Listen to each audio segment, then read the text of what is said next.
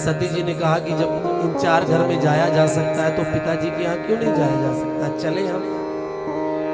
शिव जी ने कहा देवी इन 4 घर में चले जाना चाहिए, पर तदपि विरोध मान जहाँ कोई, तहाँ गए कल्याण ना होई। यदि इनमें से भी कोई विरोध मानता है तो वहां नहीं जाना चाहिए। पिता भी यदि विरोध मानते हो पुत्री से तो पुत्री को पिता के घर नहीं जाना चाहिए। सती जी ने कहा आप हमारे पिताजी हमसे विरोध मानते हैं क्या, विरोध रखते हैं? शिव जी ने कहा देवी तुमसे नहीं पर हमसे रखते हैं। और शिव जी ने एक कथा सुनाई।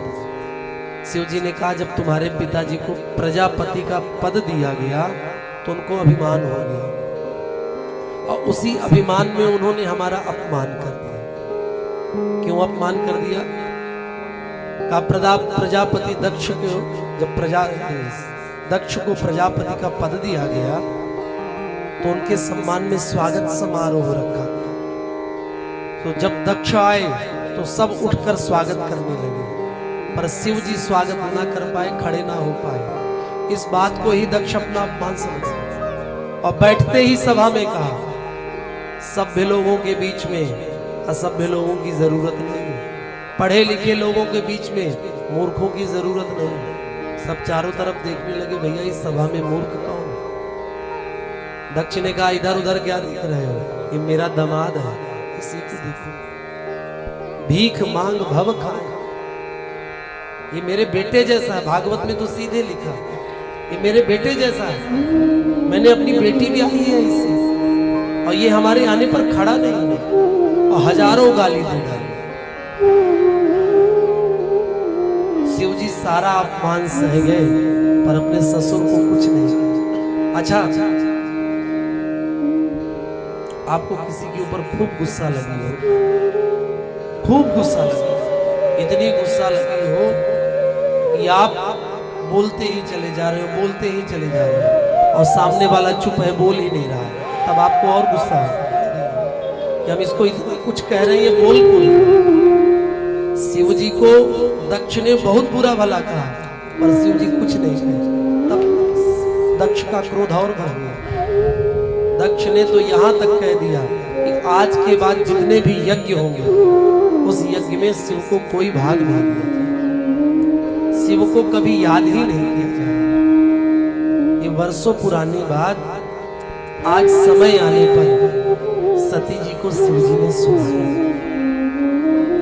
सती जी ने कहा कोई बात नहीं, यदि पिताजी ने ऐसा गलत काम किया है तो मैं पिताजी के पास जाऊंगी, समझाऊंगा। शिव जी ने समझाया देवी रुक जाओ, मत जाओ, पर सती जी माने नहीं। सती जी तो गई, पर सती जी गई तो सती जी का सम्मान नहीं हुआ, कोई बोला ही नहीं।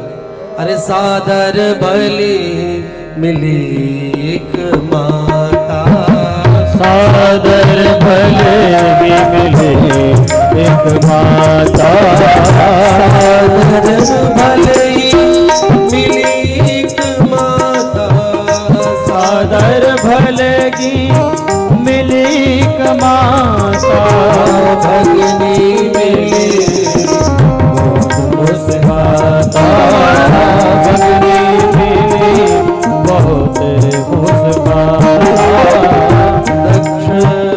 पिता भवन जब गई भवानी, पिता भवन जब गई भवानी, दक्ष त्रास काहू न सनमानी, दक्ष त्रास काहू न सनमानी, दक्ष न कछु थी कुशलाता, सजीव लोग जरे सब माता, सजीव लोग जरे सब माता। जो होने का डर था वही हो गया। सती को आता देख दक्ष ने मुंह फेर लिया, सती से बोले ही। अच्छा सती जी ने अपमान से किया, कोई बात नहीं, बहनें मिली तो बहनें मिली बहुत मुस्काता। बहनों ने व्यंग किया, आजकल तो बिना निमंत्रण के भी लोग आ जाते हैं, पर सती जी ने ध्यान दिया। क्यों? मायका माँ से होता है। अरे पिता यदि नहीं भी बोले तो कोई बात नहीं, माता यदि अच्छे से मिल लेना तो सारा दुख दूर हो जाए। माता जी के पास गई और माता जी से सारा दुख सुख का। तब तक सती जी ने कहा भैया आप यहीं बैठो, मैं यज्ञ मंडप थोड़ा देखा।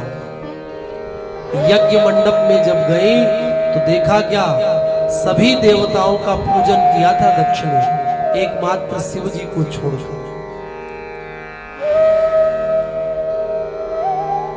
तब चित चढ़ो जो शंकर कहो। भारतीय स्त्री के जीवन में दो लोगों का बड़ा महत्व होता है, एक पिता का, एक पति का। दो लोगों का बड़ा महत्व होता है। ममता यहीं से जुड़ी होती है। जब वो बच्ची रहती है, जब ब्याह नहीं होता है तो पिता के साथ चलती है, और ब्याह होने के बाद पति के साथ चलती है। अच्छा, पिता के घर उसे प्यार मिलता है, पिता के घर उसे प्यार मिलता है, और पति के घर का प्यार के साथ अधिकार भी मिलता है। मिलता है कि नहीं? अच्छा, यदि पति में और पिता में, बोलिए श्री सीताराम जी महाराज की जय।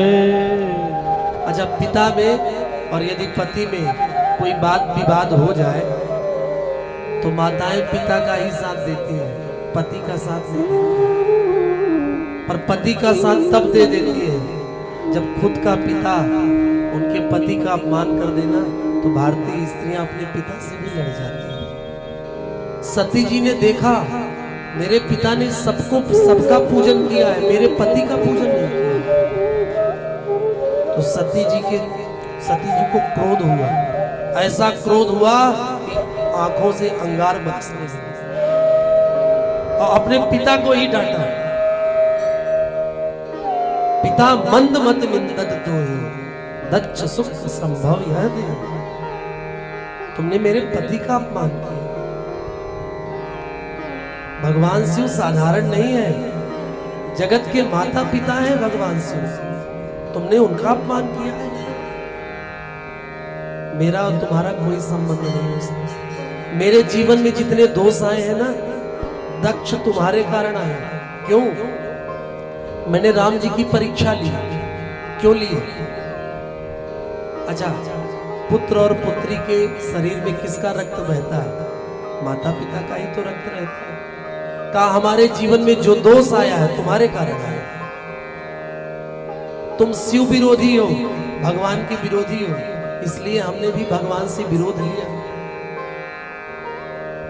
हम भगवान की परीक्षा नहीं लेते, पर तुम्हारे कारण हमने भगवान की परीक्षा ली, क्योंकि खून बुद्धि तो तुम्हारी है ना हमारे भीतर। जो शिव का द्रोही है उससे मैं अपना संबंध नहीं रखना चाहता। और इतना कह के हस कहीं जोगी अगिन तनु जारा, और सकल भयो सकल मख हाहाकारा। इतना कह के सती जी ने अपने शरीर को योगाग्नि में जला दिया। अच्छा, इधर सती जी का शरीर जल रहा था, उधर नारद जी शिव जी के पास पहुंच गए और कहने लगे महाराज आप यहाँ बैठकर राम राम कह रहे हो, वहां आपके ससुर ने आपकी पत्नी को यज्ञ कुंड में ढोस दिया। नारद जी का काम भिड़ाने का है। भिड़ाते कब है? कहा जब काम बनाना होता तभी कुछ भिड़ा दे। शिव जी को ने कहा क्या कहे, मेरे पत्नी को दक्ष ने मार दिया। शिव जी को इतना क्रोध हुआ कि एक केस उठाया और वहीं पर पटका। उससे एक दिव्य पुरुष वीरभद्र प्रकट हुआ। आ जाओ दक्षम स यज्ञम जय, जाओ दक्ष का यज्ञ ही विध्वंस। वीरभद्र गया, दक्ष को मार के यज्ञ विध्वंस। बाद में ब्रह्मा जी के कहने पर शिव जी प्रसन्न हुए और यज्ञ को पूरा किया। पर यही सती जब दूसरा जन्म ली ना तो पार्वती बनकर जन्म ली। क्यों भैया? कहा जब सती जी का शरीर जल रहा था ना तो सती जी के सामने भगवान प्रकट हो गए। सती मरत हरिसन बर मांगा। जैसे शरीर का सती जी का शरीर जल रहा था उसी समय भगवान प्रकट हो गए और कहने लगे सती तुम कह रही थी ना कि आप कुछ ऐसा उपाय करो जिससे मेरा शरीर छूट जाए। देखो तुम्हारा शरीर छूट रहा है, तुम्हें अब दूसरा शरीर मिलने वाला है। बताओ तुम्हें क्या चाहिए? पति के रूप में किसे चाहती हो?